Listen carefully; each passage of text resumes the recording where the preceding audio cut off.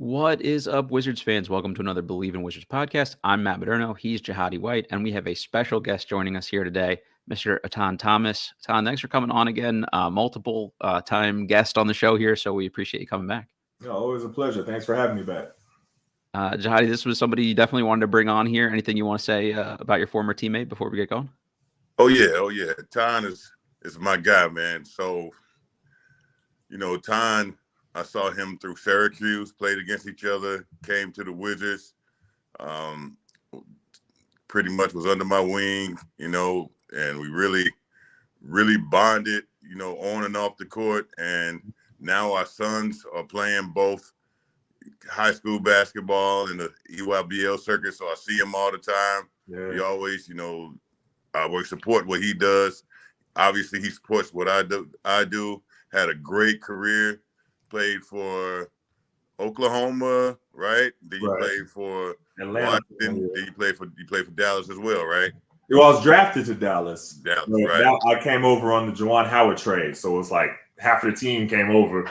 Yeah, that's how I came to the Wizards, and I was with the Wizards for a while. Then at the end of the career, I played 1 year at Oklahoma City and 1 year at Atlanta.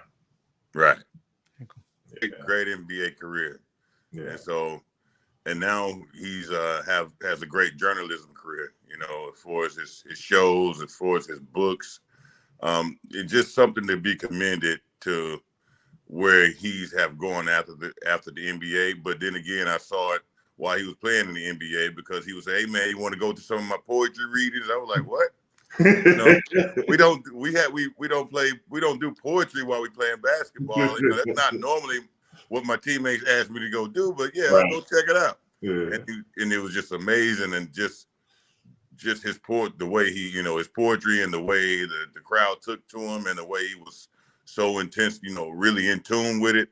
I knew he would do great things after his career. I appreciate that, big fella. Appreciate it. And it's funny, you talk about from Syracuse, when I first encountered you, my freshman year at Syracuse, I was not ready for Jahadi White. I will say that, for real. I remember it so well. It was in the Dome. Otis Hill, it was our center. He had gotten into foul trouble, and the backup center, he wasn't there. So coach threw me in, and man, Coach Thompson must have went into Jahadi every single time, and he told Jahadi just dunk on me. So I was either going try to foul him, try to block it. I couldn't just move out the way. So I ended up getting quick fouls, like real quick. And that was my welcome to Jahadi moment. Yeah, I wasn't ready. I think you was in made a Syracuse record. No. For the quickest foul out ever. I set the Syracuse record for the quickest foul out ever. And it was all fouls on Jahadi. Nobody else. It was all on you. Yeah, but what you don't know, he was a tough player. So what I remember that game, not because how quickly he fouled out, but how hard I had to play and how physical he was. So when he came to NBA, especially when he came on the team, I'm like, oh yeah, I remembered him. He stuck in my mind because of how physical he was, and he could jump out the gym. I was like, man, let me make sure this guy don't dunk on me, So I knew about him before I played against him. Yeah, those are the good old days. Those were the good old days. So honestly, basketball was so different back then. You know what I mean? It was so physical. Those Big East games, Syracuse versus Georgetown, we're like beating each other up the whole game. You know what I mean? And no fouls, no flopping, no anything like that, no flagrant. No, we just straight physical play. I mean, and it's crazy how different of a game it is now. Like you touch someone and they go flying. And they might even call it flagrant. Yeah, that's not how it was when we played at all. Not at all. Only flops that we would ever really ever deal with is when a small is guarding the big in the paint. You do that one dribble and they fall back. Yeah. Other than that, you would never see a flop ever. Especially not with big men, not with us. Like we couldn't. Not against each other. It was a rule if you did that. You probably pulled a chair. Yeah, but it's a rule if a big man flop against a big man. Yeah, it's almost like you out of the club. Of course, 100%. You got to like match up, like, you know, and especially like cross checking, like coming across the lane and you check them and you stand them up. There ain't none of that no more. Right. You just gotta let them go. Here you go across the lane. I'm like, lane's so free, and you just let them go. You know, and that's something that was a rule. Yeah, that's a rule. You don't because when you think about the lane, and that's how I'm sure you were taught this way, but this is how Coach Thompson really taught us. Lane is your house. Your domain. Would you let someone come in your house and just come in your house, break into your house, and just steal, and you just watch them? You just watch. So lane, you got to protect your home. Anything in the paint is your home. Yeah. So if anybody even tries to come in your home, they got to when they leave, they have to remember going in. Yeah, 100%. It's probably a pride thing for you guys too, right? You didn't want somebody to come in and, you know, get something over you, and you felt like you flopped when you could have stopped them straight up. But I think there's something that I don't know we miss with basketball today because of that. I mean, it was just different. I mean, even if you do fall on the ground, like back in the day, I mean, this is even guards too. You fall on the ground, you pop back up real quick. Right. You know, like now, if guys fall on the ground, they lay down, rolling around, roll over, try to see if they go get the flagrant. I'm like, yeah, it's totally different. I don't know. Do you feel like that watching the games now? Like, wow, this is really a completely different style of basketball than we play. Yeah, I do. I actually feel like that a lot. What I feel like is how do you go from a prideful game to the whole point of not playing prideful somewhat, right? Because flopping, to me, just flopping in just in itself, you have to let go some pride. Yeah. You know? Yeah. It's not, and everything is so free flowing, right? The lane is wide open. People play. You literally cannot touch anyone. Like so many calls in the game now. You can't touch anyone, and it's obviously purposeful, right? They want the game to be, but it takes away a major element of the game, the physical element of the game, to me, which is the best part, right? You know, we loved watching when the Detroit Pistons playing against Chicago Bulls, how physical it was, or the Lakers playing against the Celtics, or how physical Celtics were with Cleveland when Paul Pierce, KG, LeBron was in there, right? So that's when, especially the playoffs, that's the whole point, is the physical element. Now, we see how you played in the regular season. How can you now, when we about to lay this wood on you, when we're about to be physical with you, can you still perform, right? And that's the excitement of the game. It's the factor of, other than just running up and down, we watch the game for the physical element. Why wouldn't you like watching Dennis Rodman, right? So I don't know why they took that out and why they're now harping on the refs to call everything. It makes the game makes the game slow down to me. They try to make it fast, but he's slowing it down because every 2 seconds is a call. Well, interestingly enough, though, so some of my favorite playoff series were the Knicks and Miami Heat, and they were just battling each other. It's bloodbaths. Yeah. Oh yeah, but it was great. Low scores in the 80s or something like that. But it was just great basketball. And then there was a shift, like they wanted more scoring. And they wanted, 125 to, 134 to be a score. And I don't, it's different. It's like the emphasis became less on defense and they wanted more, shots. So it's not as much as, I'm going to lock you up. It's more of, I'm going to outscore you. So, all right, you go ahead and score this one. Now I'm going to rush back and run to the three, and then I'm going to score, you know what I mean? And outscore you. And it's just a different style of basketball. But everything kind of comes in evolutions. Like, when Golden State had all the success that they had playing that certain way, it's a copycat league. So everybody wanted to shoot threes like Steph and Clay and high volume threes. So then it started trickling down to college and high school level, where you see high schools and they just firing up threes. Yeah, and they're everywhere. And they're not making all of them. You know what I mean? But that's the strategy, though, to fire them up to try to outscore. And it's, and that's what sometimes I'm sitting there watching. I'm like, yeah, this is a totally different brand of basketball. But that's what it is. It is. It is. I remember playing in Charlotte.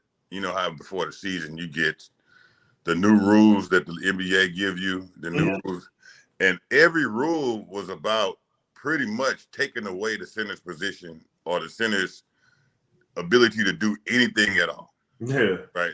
You can't stand in the paint. Right. 3 seconds in the paint. Like, yeah. That is like so. And I was like, okay, well, Shaq, and I realized, well, Shaq is out the game. This is about when Shaq left. Okay.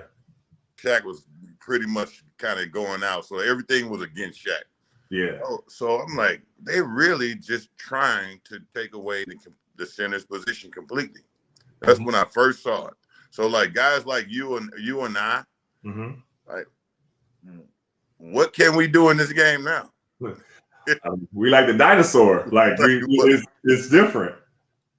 Yeah. What I couldn't imagine trying to play in this game now. What could I do?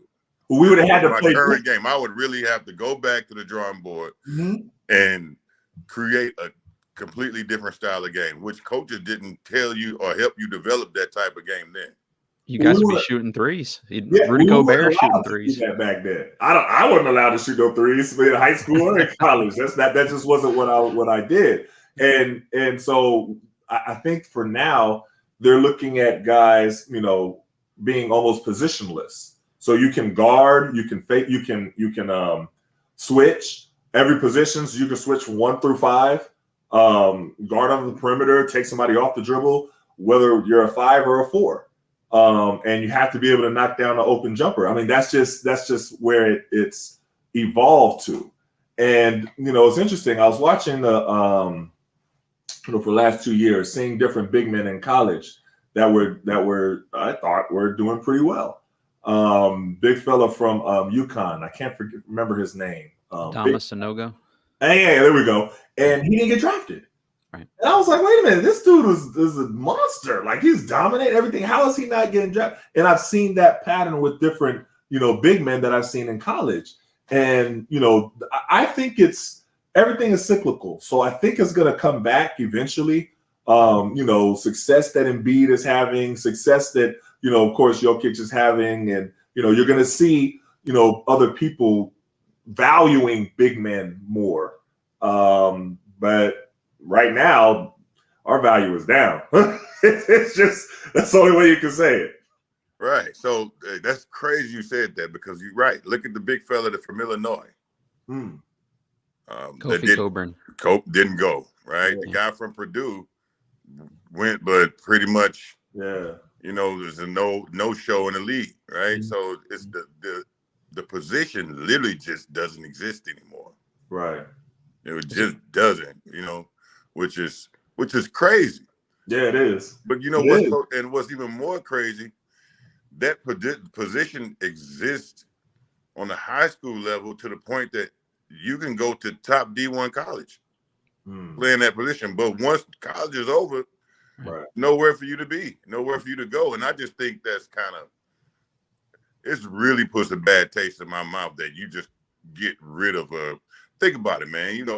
Reality is a 7'5", 7'4" guy walking around every day, right? His goal in life and everything he works on was to go to NBA. Right. Now, what does he do? Hey, he got to be like Victor Wembanyama and work on the guard skills. You got to be a point guard, and or you're playing in Europe. That's what it is. Yeah. Right. You got to play in Europe, but everybody can't be that guy, Yeah. So that's tough. And so even with my sons, playing high school now, just they probably 6'7" height at the most, my tallest. Don't put my son at 5. You're right. You're doing him a disservice. Yeah, you're doing him a disservice. Not just as much as an undersized big has no opportunity. A big has no opportunity. Yeah. Right? Yeah. So, he has a big body, but man, you can't do it these days. It's tough. It's tough. Now, some people some teams I see are playing a little bit different type of offense. Where the big is more involved. Because remember when Coach Jordan first came to Wizards and he started doing the dribble handoff? That was so foreign to both of us. I was like, So you want me to stand at the top of the key and just dribble all the way down. I had never done that before in my life. That was completely new, but we had to start practicing it. You know what I mean? And I think now, fives are expected to do so much more than traditional fives from when we played. So now, like I said, you're expected to be able to switch the pick and roll and guard that 2-man or that 3-man, whoever popped out on the pick and roll. You're expected to be able to push the ball, you know what I mean, and make the right play. And you're expected to be able to pick and pop and knock down an open shot. And those are just expectations that now all fives have to come in, having that in their bag, regardless if they're a 7-footer or not. If they're 6'9", 6'10", 7 foot, 7'2", they have to be able to do those certain things. And that's the difference. We didn't have to do those certain things. We guarded the paint. Somebody came in, we either block shots, we, physical, get the rebound, outlet. You know what I mean? We didn't catch the ball and then start the break and then pass. That was not what they wanted us to do. So I think with the expectation being different, you have more that big men are now working on. But then you take away the part about them being big men. You know what I mean? So you add that, but then you take away this. So now there's no physicality. Now you can't, so that's, So question, who do you think, what big man you think created the change where everybody needed to be like that particular big man? The big man who can guard 1 through 5, the big man who can pick and pop, the big man who can shoot threes. I don't know if I could see that someone created the change. It just kind of happened with the success that Golden State had. And then you started to see less and less of an emphasis on the importance of big men. That's what I think.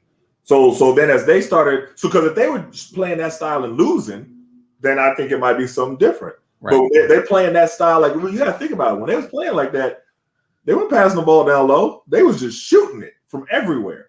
And you had two of arguably the best shooters, you know what I mean, in the league.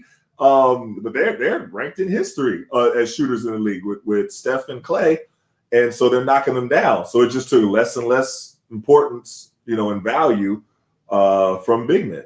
And that's the way it just kind of went, Some of your era guys got more switchable, like the Garnetts, the Jermaine O'Neals, maybe even Tim Duncan to some extent. It seemed like there's been a slower progression of guys that could at least switch on the perimeter occasionally, and now it's everybody has to be able to switch on every possession, and the drop coverage big is sort of like a dirty word for a lot of these teams, and you see that with the Wizards. That Daniel Gafford is probably the only center on the roster right now, and I don't know what they're going to do, for next season like that. Don, we'd love to get your perspective on just sort of the big man situation with this new Wizards roster. Well, it's interesting because even with the Wizards, we're going to some games, I'm watching, and I'm like, nobody's down low. You know what I mean? Like, Porzingis is literally on the perimeter, and he's, I guess, listed as the 5, but nobody's down low to get the rebounds, and it's just it's really shows how different of a game it has become. But then when you play somebody like an Embiid, and it's interesting because I've been to a couple of games watching Embiid in person, and he moves so slow. You know what I mean? But there's no resistance. Mm-hmm. So he's just slow walking down into the lane and nobody can stop. That's why people get so, it's like, hey, you don't have to shoot jumpers. There's nobody that can even be allowed to like check you or push you up or something like that. So just slow walk right into the lane. And it's just amazing how much the game is different where, nobody is on the, well, they have big men, but they're not utilizing that. And even against an Embiid, the way that you would think that the big man that you have on your bench would be utilized. You know what I mean? Like, give up some fouls, like muscle him a little bit, like bump him, try to be physical with him, something like that. It's like, that's not even the strategy. And I mean, it's a different game. That's all. We've talked about it for a while, but it's just a different game. So until it starts to cycle back, this is what it's going to be. But Embiid didn't start off that way. What you mean? he didn't start off playing that way in the league. He literally, to me, he transitioned his game to now be more of an outside player. I think that has to do a lot of with injuries with him too, though, because I think because a lot of times when he was playing, and if you watch when he even these past years when he's injured, not 100%, he'll favor one side or like kind of avoid contact. He'll be big, but he's just so he had some, and especially his early years when he kept being injured, like a healthy Embiid looked different than when he has something going on. And I did notice that as well. So I think that's little bit of a different case. But yeah, no, it's interesting to see because you see it, but you see it across the league with different big. That's the way they're playing. They have to be able to shoot outside and do those different things. So it's different. Do you think the European players coming in, playing a complete different style of game, or kind of playing that professional game that they play over there with the bigs, did you think that had any impact on how the NBA changes perspective on how centers should play? I'm not sure. It's a good question. I think sometimes, and each team is going to have a different type of strategy in the way that they, implement their offense and who they work through. Some have kind of tried to duplicate because, of course, it's a copycat league. When they see one thing that works, okay, we're going to try to get a player like that, give it to this player here in the pinch post, have them work off of cuts like their Jokic and see how that worked because it worked for them. It just depends on what works. Besides Jokic, has there been a lot of big men that play that kind of style like a Jokic, that have been really successful in the past few years from Europe? I don't know. You know what I mean? But all it takes is a Jokic, and now it's going to be, okay, we're going to try to do some of that. But it's interesting in talking about him. I think DeMarcus Cousins was really able to do all of that Jokic is able to do. But he had his little, I don't know what you want to call it, temper, maybe stuff with the rail, whatever it is, right? But you take that away, I mean, him and Jokic, I was very high on DeMarcus Cousins. I mean, I know a lot of skill. Yeah, I was really high on him. And it's interesting when you have players, so talking about like a DeMarcus Cousins or Dwight Howard or something like that, people who can obviously still play, that still have something left to give, and they're not in the league. And that's one where, I'm kind of looking at it. All right, take the Lakers, for instance. When was the bubble season? That was like 2-3 years ago, right? Right. Dwight Howard played against Denver. Lakers played against Denver. Dwight Howard came and did a phenomenal job on Jokic. Phenomenal job. He was, he was like old school. You know what I mean? He was real physical with them, kind of got him out of his game. He played a guy. Jokic still had good numbers, but he was impactful to Jokic, right? And then you win the championship, and then they're not interested in bringing him back. You know what I mean? Like, this is the person who helped you get past this series, I would say. One of the main reasons why you got past Denver in those playoffs leading to the championship. So then you look at, when the Lakers played Denver after that, and, there was nobody really in there to do what Dwight Howard did, 1 or 2 years before. And I just question, I'm like, well, why wouldn't you have him there? Why wouldn't you bring him back? Like, why wouldn't you or bring a player like that? You know what I mean? Like you bring Mo Bamba, but you don't really play him. You know what I mean? So it's stuff like that where the value of the big men, I don't know if that's what it is that's so down, but I'm hoping that it comes back because you can see that there is some that big men can have a great impact on the game still, even though it's perimeter oriented and they're all shooting threes. And that's a prime example that I just gave with Dwight Howard, with the Lakers when they won the championship. Yeah, absolutely. You just had the Wizards draft a stretch big in the second round in Tristan Vukcevic, and he's basically a 7-foot shooter who can handle a little bit.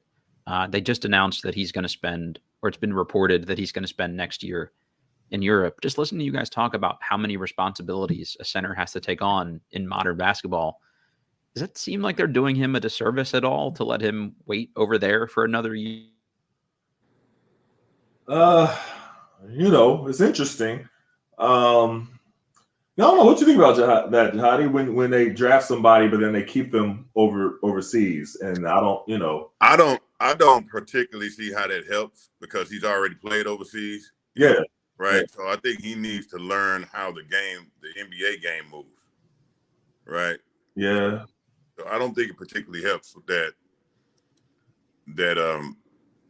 you just leave him overseas for another year. I don't think he gains anything from that. I think he's going to have to learn to be able to protect the rim, guard 1 through 5, understand how the NBA system works, understand how the Wizard system works, right? Right. Even if you go G League, it's still better now because, man, in the end of the day, I look at it with Wembanyama, right? Mm-hmm. When he was in the summer league, he has to still figure out how to make a lot of adjustments right. So he's not going to learn those adjustments still playing overseas, right? Because it's a different game. It's a different game, so he gains nothing by being overseas for another year. I don't understand the concept of that. Yeah, I agree with you. I agree. So what do you think about the Wizards ahead this internet went out for the first time in like 3. That's all right. We're rolling. Sorry. No, you're good. How do you feel about where the Wizards are headed now, the direction that they're going? Me personally, I like the pieces. You know what? I like the pieces they got. I really like Poole because we need somebody in the end of the day when everything breaks down, he knows how to go get you a bucket. Right. Right. I liked Kuzma last year because they literally ran not one play for him, but he knows how to get hits. He's still averaging a lot without anything ran for him. Now the system would be tailored toward him and Poole.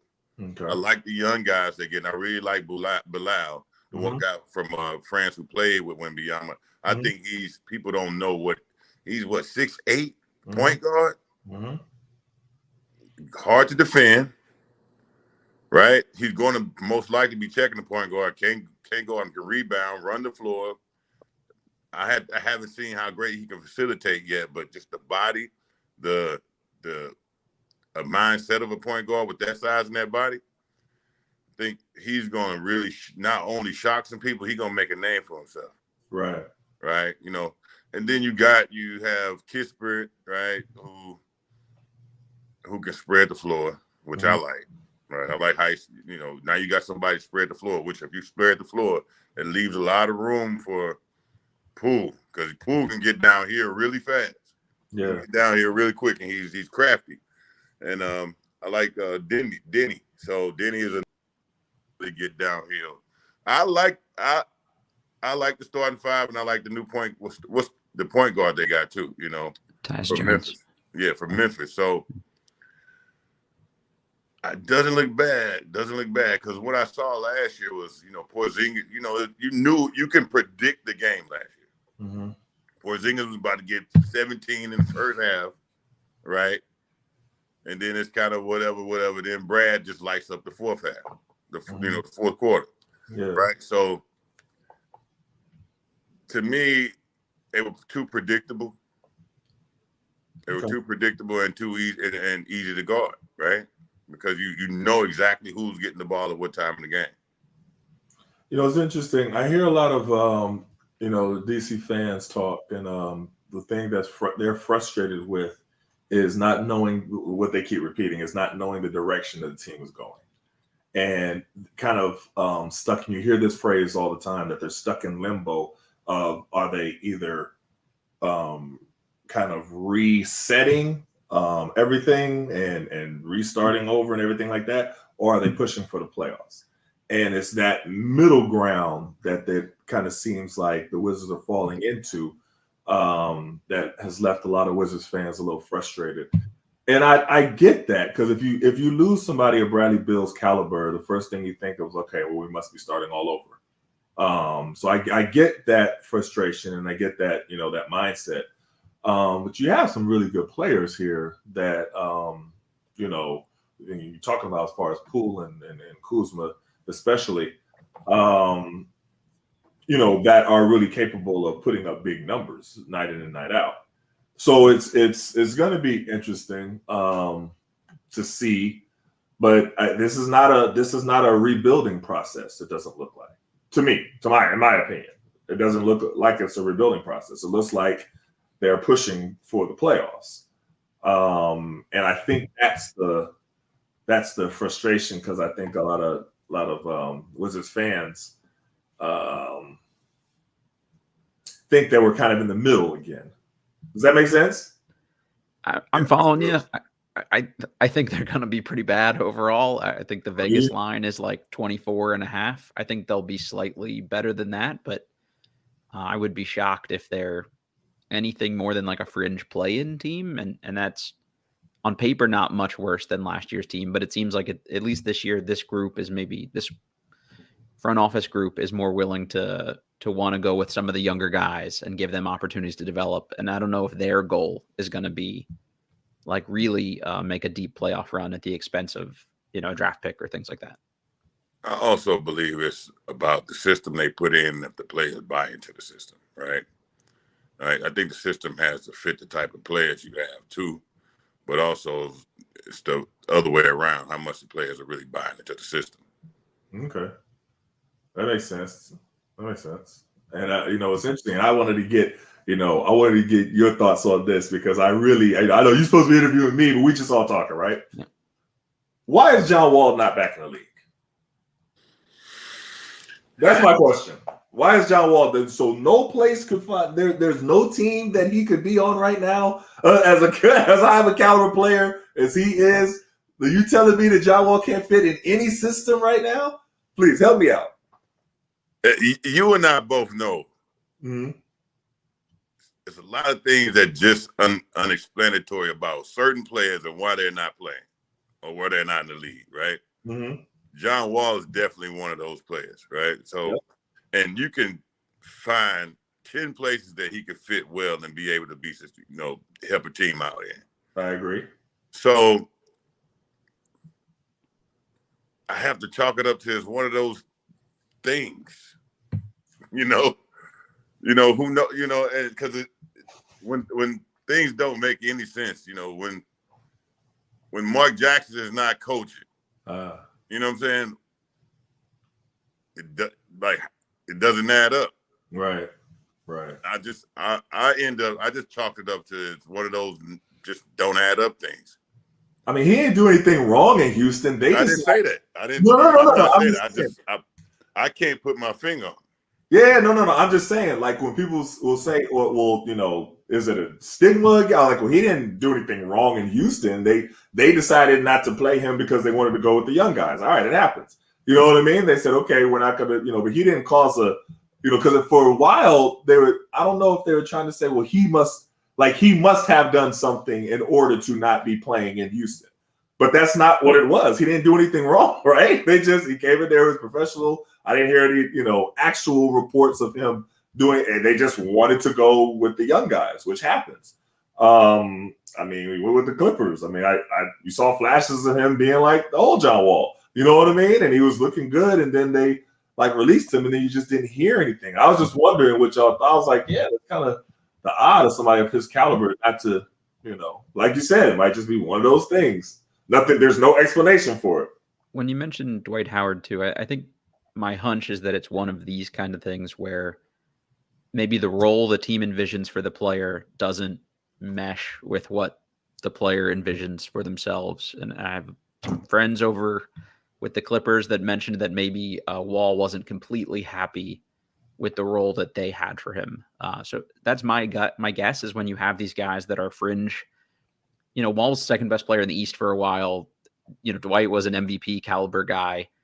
When you're using them as a third big or a third point guard, and maybe they don't see themselves that way, if you're a team, do you want to deal with anything that might come with an unhappy player like that when you could realistically, if you're only going to use them a few minutes a game, go get a lesser pedigreed player to fill that spot? I don't know. I assume maybe there's some chemistry concern that comes with that. Not that Wall's a bad guy. It's just your expectations have to align before you're going to sign someone like that. That's my only speculation and an answer here. I think that you don't want to invest in an unhappy veteran. Right. I mean, because they can make a lot of impact on the team, on the players, and in the locker room. Right. An unhappy veteran, you automatically, when they come in, the young guys are expecting something from them, not even if it's not playing time. Right. So I think from a team's perspective, that's an unhappy guy that's a veteran coming in. You don't want to take that chance. Not saying that was the case, but I don't know. I mean, I haven't, and I hear you say that there grumblings about it possibly and everything, but I ain't heard nothing confirmed about either one of them, Dwight or Jim Wall, creating no. You know what I mean? And it's just Dwight. I knew they had it. With Dwight, you remember the meeting they had before they brought him in. Yeah, but he thought he was going back. Like he tweeted, "I'm coming back to LA" type thing. Like he thought it was good, right? No, yeah, absolutely. And to me, he did a good job. He did his role. Right. Now, I don't know if they felt like his role was significant enough or important enough. Right. But we saw it from my perspective of how we play the game. We saw how important it is at crucial times when they needed them, and in crucial times in the playoffs when you had to stop certain particular people, right? So, but who knows, One of them things, like you said. One of those things. I think somebody that sees the game like a Wall and somebody that was, that had this like encyclopedic memory of plays and everything like that would be good to have around young players, assuming you would think he was, okay with being the guy to mentor people like that. So, you would think. So not to change the subject, but seeing your son, right? Seeing I went and saw some of his games, how dominant player he is, how much a high flyer he is, a top D1 prospect. I was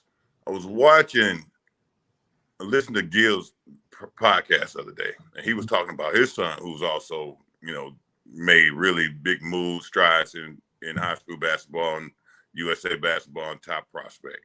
Mm-hmm. He was saying that, and he was interviewing Stackhouse, but what he was saying was he won't let his son get an NIL in college because he wants him to earn everything he gets and still wants him to have that same hunger and start earning. Hopefully, if he makes the NBA, start earning then.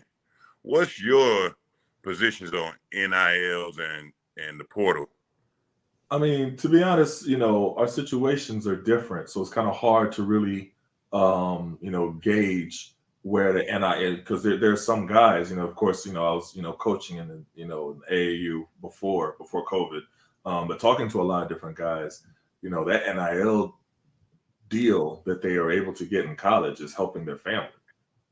So it is a high level of importance to them, and what they're able to do. So I know sometimes the narrative is that all these high school players are just being greedy and they just want to be. I was like, you got to understand, some guys don't have nothing. You know what I mean? Like they're coming from nothing. Like their parents are struggling. One parent might need a surgery that they can't afford, or one that you don't know people's situations. So I definitely don't knock any of the things that are going on as far as NIL wise. But if you can take that part, and separate that from that, it's a totally different landscape because we didn't have that coming out. So I do think that some players may be making decisions based on NIL, but that doesn't mean that that's the best place for them. That's the best college for them, or the best situation, the best coach. It's just the best NIL deal. And I don't think that's something that's sustainable for that player's growth if it's not the best system. So you can have a great NIL deal and be completely miserable at the college that you're at because it's not the right system for you. It's not the right coach. Y'all not vibing. And as far as the transfer portal, I have mixed opinions on it, to be 100% honest.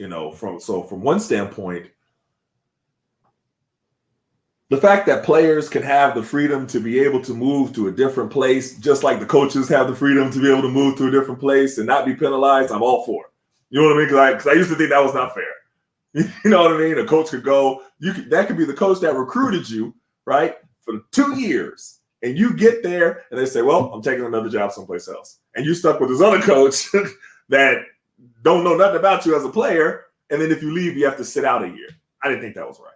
So, from just a standpoint of that, I think it's making it more fair. Now, the opposite of that side is, I think I just looked at a tweet from the transfer portal site, and they were saying it was 45% or something like that percent of players who enter the transfer portal are not going to be playing Division I basketball this year. I think that's terrible. Yeah. Wow. I think that's terrible. So the number of players that transferred, that entered the transfer portal this year was staggering. It's like 2,000 or something, I think, right? So it's like, well, everybody's not going to get picked up. There's not enough, Right. And it's so that part, as far as the structure of it, it's not good. You can't look at it and say that's a good thing. You have some players that are on their third school and they're juniors. I don't know if that's good either. You know what I mean? So there's different sides to it.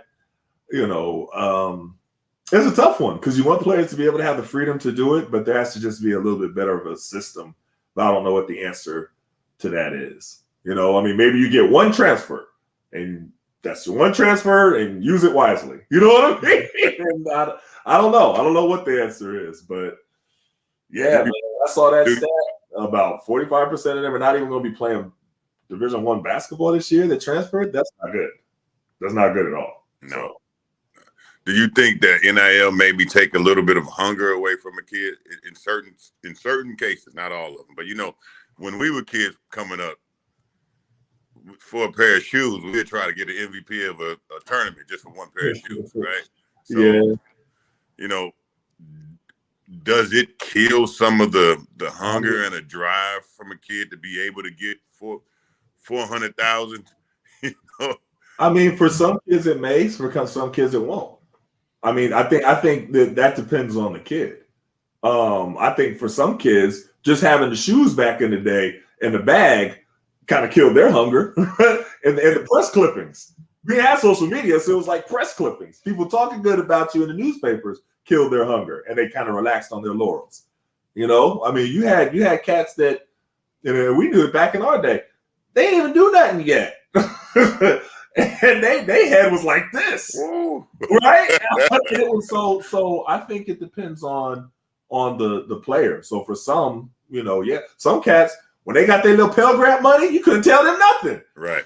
You know what I mean? And so I think it all depends. I understand the thought of, so now with us, with our sons, we can motivate our sons in different ways because first of all, they're not coming from a situation where they're struggling. So that aspect of it is not, a part of it.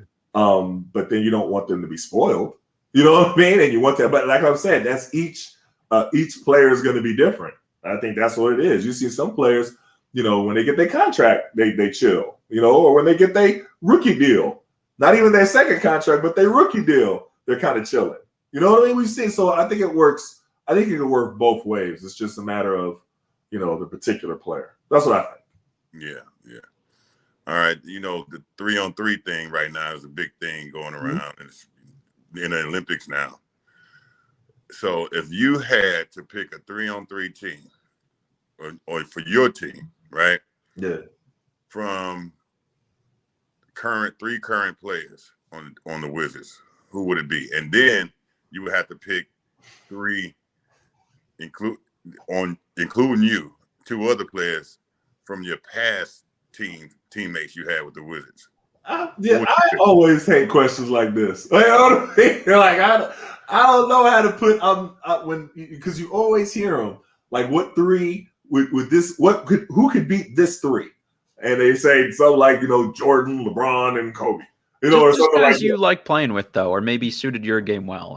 Like when Jahadi and I talked about this, he picked Rod Strickland and Tracy Murray. Probably not the two best guys he played with, but guys that suited his game, he had a connection with, that sort of thing. Yeah. Hey, look, he was saying maybe instead of Tracy Murray, you could pick Rip because he runs the floor, right? He runs and you got to guard him. And I was like, yeah, but I need to touch the ball. Right. Right. I don't know. That's a tough one, Hottie. I swear that's a tough one for me. I might have to pass on that one. I'm never good at those questions. That's fair. Of those questions, I always struggle with. I don't know, Hottie. I don't know. I hate those questions. I don't know. I'm telling you. I always get asked those. I'm like, I don't know. So the Jordan era with the Wizards. What are some of the things if you took 1, 2, or 3 things from that Jordan era, what would they be? So for me, that you still like today. No, so for me, one of the things that I really saw, and I always bring this up when I'm asked about the Jordan era, is how much the media can turn on you. And I was watching how they were talking about Jordan, and it was like he was king of the world, and he's this and he's that and this and that. And then he had like a bad game or two. And they switched so quick. I was like, dang, he's old. He's washed up. He should have never came back. So I'm watching this and I'm like, wow, like that's amazing. You know what I mean? And, he's using stuff as fuel and motivation and everything like that. But just the way that, the media can switch and how you can use it to fuel just by watching MJ.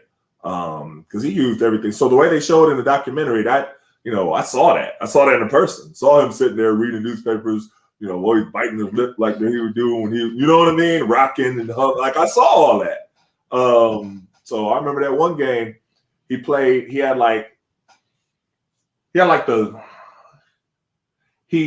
broke his streak for having double-digit points or something like that, right? You remember? I think we might have been playing Indiana. I don't remember, and that was one game where the Papers was killing him after that. And then he came back that next game and he set the record for the most points by somebody over 39 or 4, whatever that was. And it was like the very next game. But I remember walking into the locker room and seeing him reading the papers of them killing him, because I'd seen the papers before that morning. You know what I mean? And I remember he was just sitting there rocking, looking at it, kind of humming, kind of drinking some coffee. You know what I mean? And I remember seeing it, and I remember asking Laettner, who was, remember his lock was right next to mine. And I was like, man, isn't it crazy how they just start killing Jordan? He was like, hey, you want to know about that? I can tell you about that. You know, that's a good point. Right. Yeah. And Laettner was the coolest dude, and it's so interesting because when I first met Laettner, I was like, I grew up hating your guts. I very much dislike you.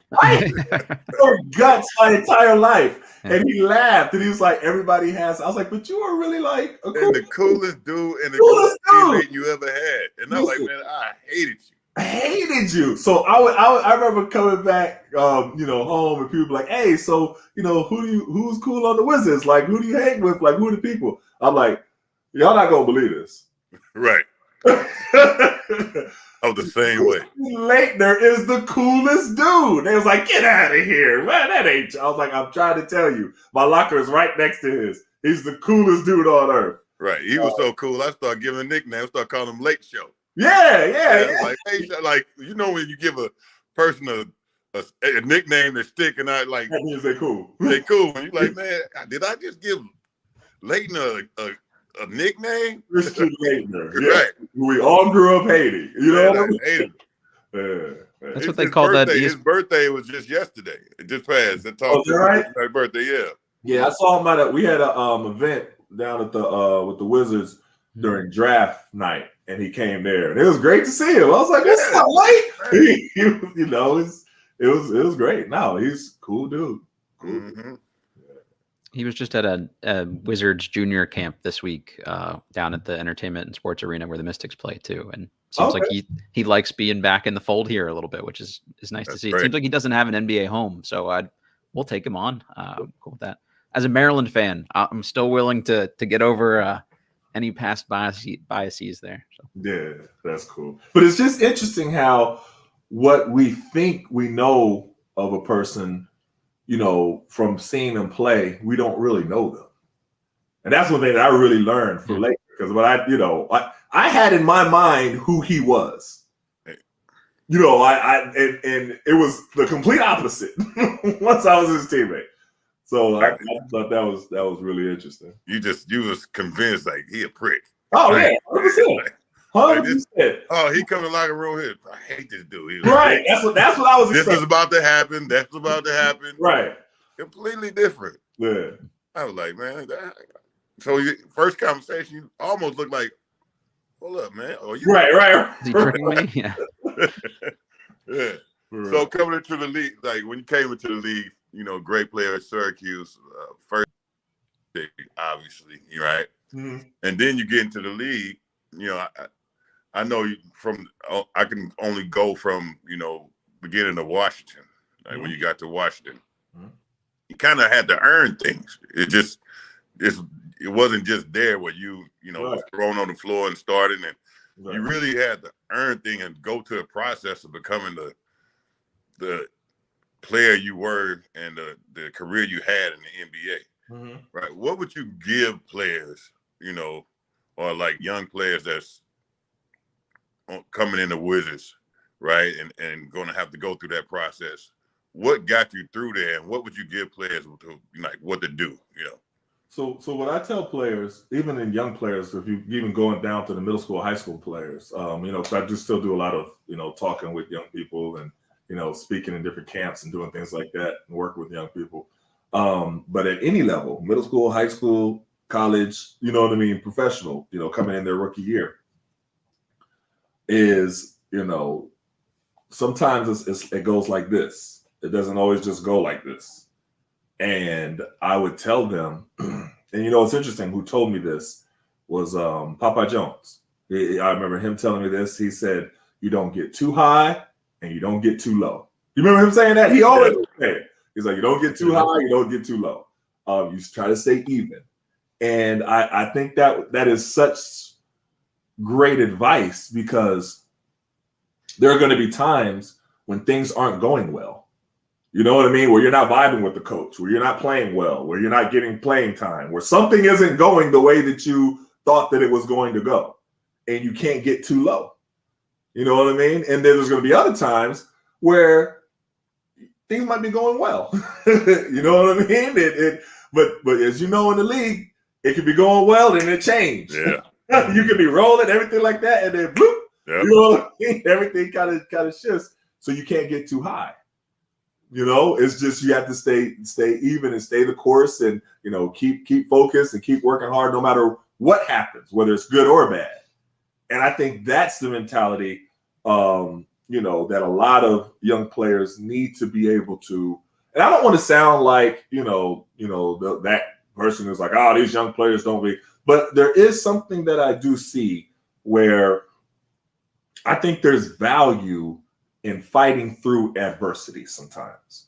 You know, not to just say, okay, this isn't right, I quit. I'm gonna go find a different situation. Or, you know, this coach isn't, you know, doesn't like me, so it's not gonna work here. You know, sometimes you got to make a coach respect you on the court. Sometimes you got to prove yourself. Sometimes you got to be patient. Sometimes, you know what I mean? Something. It's a tough situation. I'm not saying people shouldn't, you know, look for better situations if they're not in a good situation that they're in. But there's something to, I think there's value in, you know, fighting through adversity and coming on the other side of it, as where you could say, okay, I started off here, you know, and then, and I've had it. So my daughters play volleyball, right? And in the beginning of the year, my daughter started playing travel, and she really wasn't getting the playing time that, as parents, you'd be like, hey, why she ain't playing it? You know what I mean? Right. And she like, you're comparing her to other girls looking like, well, she can do what she's doing and everything like that. Thinking that's how parents, of course, think. But encouraging her, and I'm like, all right, keep fighting. Keep pushing. Keep doing what you're supposed to do.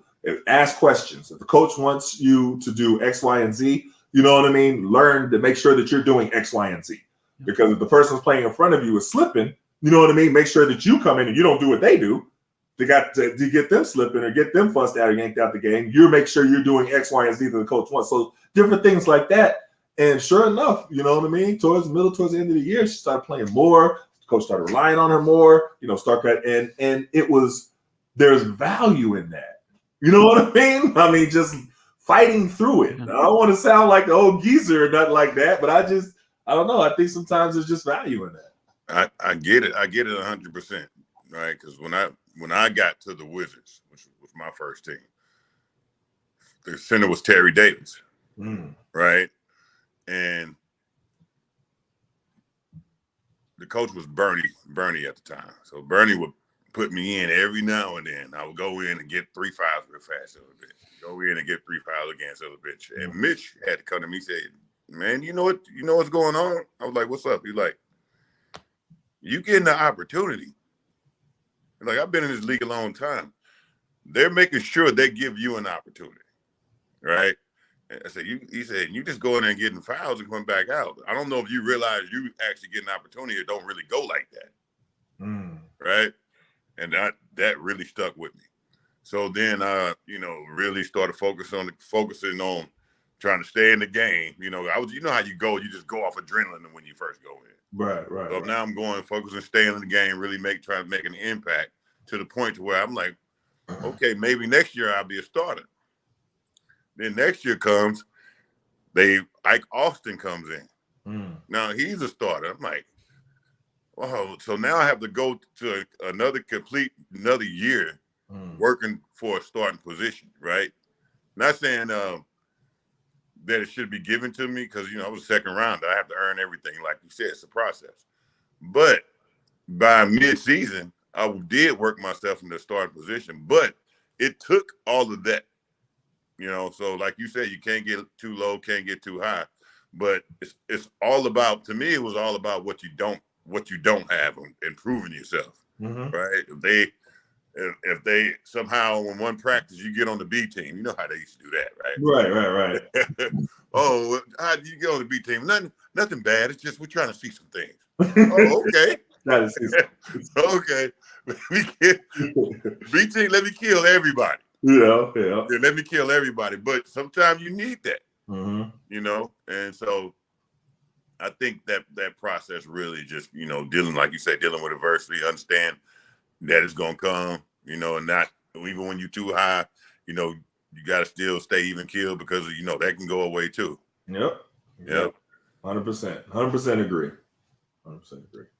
Jahadi, maybe one more question. We let Etan out of here. I know he's got stuff to do with his afternoon here. Do you care if I spit one at you guys? And it can be a quick answer. I guess just the Wizards only have one national TV game as players. Is that demoralizing to know starting at the year that nobody's going to see you play? One? They have one? Yep. Yeah. And I think it's an NBA. I'm almost speechless on that. That's tough. That's tough. That's an insult. Yeah, I agree. That's a huge insult. What you think, Etan? Oh, this is disrespectful. I agree. Yeah. Wow. Wait, what's the one that they have?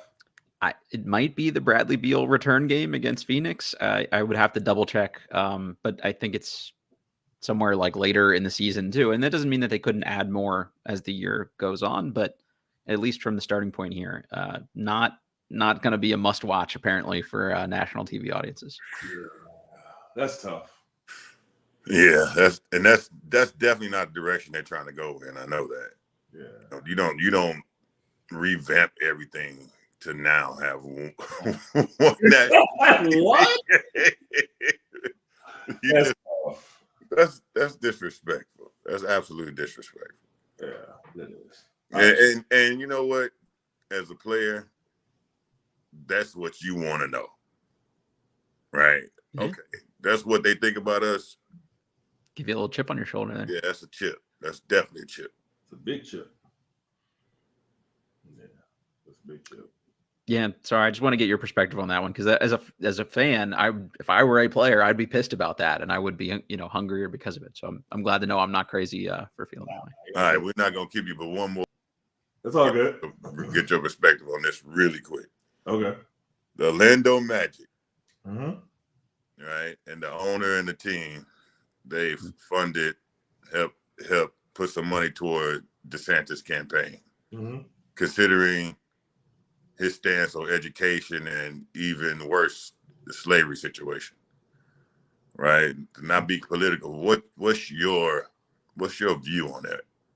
So, I mean, I wrote an article about this in the Guardian, and I think it's really a slap in the face to every, not just Black player, but Black, coach, Black,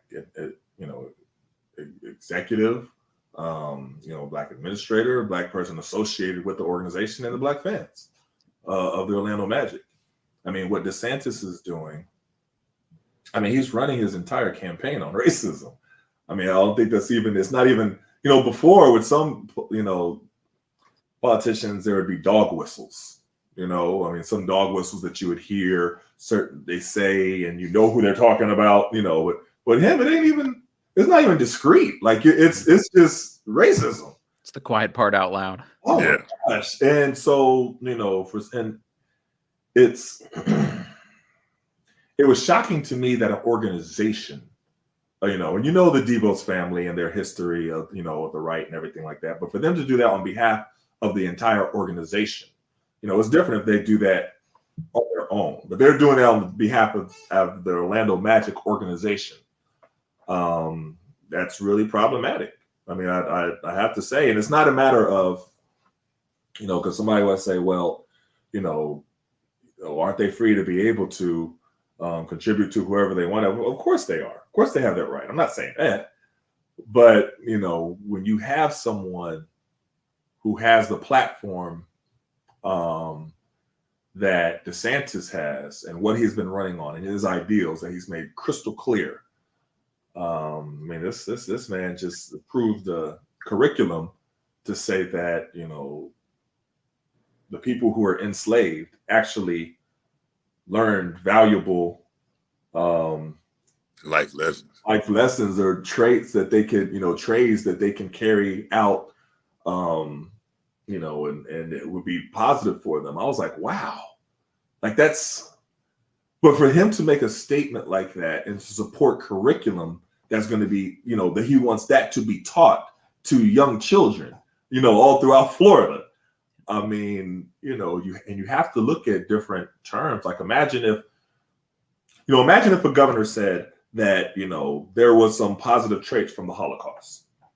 And, we can look at some of the people who went through the Holocaust and, they picked up valuable traits and, things of that nature. We want that to be entered into curriculum. And then a team supported him. You know what I mean? And you have to ask those kind of questions and make that kind of analogy for people to really understand, the significance of it. It's like, this should be talked about more. I saw that the NBPA made a statement saying that they didn't approve of it, and he definitely doesn't speak for everyone. I'm sure a lot of the Orlando Magic, spoke to them and said, okay, well, that doesn't speak for us. So they made that statement, but it's, I don't know. It speaks volumes that happened, and it also speaks volumes that it's not as big of a deal as it is right now. So that's an answer. Athletes and Activism, your book was one of my favorite books I read last year or maybe 2 years ago. At this point, I'm losing track post-pandemic of times. But any other new books in the work or anything, Etan, or anything you want to plug in general? Yeah, sure. I wrote, if you remember Eric Garner's daughter, Emerald Garner, I wrote her book with her, telling her story and telling her journey and her fight for justice and what she had to go through. I mean, people don't know they hear the stories of police brutality and they see the hashtags, but then they don't know the impact that it has on the family. And with them becoming, dedicating their life to fighting for justice, not only for their loved one, but the people who, that it won't continue to happen to other people. So they're fighting for laws to be changed, and they're fighting for, systems to be put in place to be able to protect people from, hold police officers accountable and everything like that. And so she has an incredible story. Her book is called Finding My Voice. And it was an honor to be able to write it with her. So that's awesome. I will put the link to that in the episode description here for anybody that's interested in getting a copy. Please go out and do that. I promise I would say this even if you weren't on, but you're a terrific writer, and I look forward to checking that out personally. I definitely appreciate it. I appreciate it. Jahadi, want to take us out here?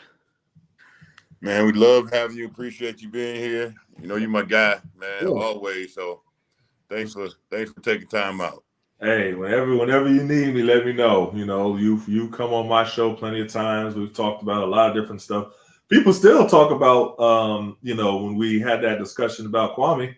That's a great episode. Like, no, seriously, they still, like, we was down at EYBL, they'd be like, hey, when you and your former teammates had that discussion, that was good. There was a whole lot we didn't know. I was like, yeah, that's why we got together and had to talk. Right, it was a good idea. It was the right time, too. So perfect timing. Right, perfect timing. You was quick on the trigger with that one. Yeah, I just hit you. Hey, see what? Jahadi, you know what I mean? I think that one went viral. It did. Yeah. It did. And it was so quick. Like, I hit y'all. Y'all was like, yeah, cool, let's do it. Yeah. You know what I mean? So that was dope. Right. So, well, I appreciate you, my man. Love you. All right, man. Love you too, man. Appreciate you having me on. All right. Peace. All right, everybody. You know the drill. Rate, review, subscribe, all that good stuff. We're presented by betonline.ag, and we will catch y'all next time.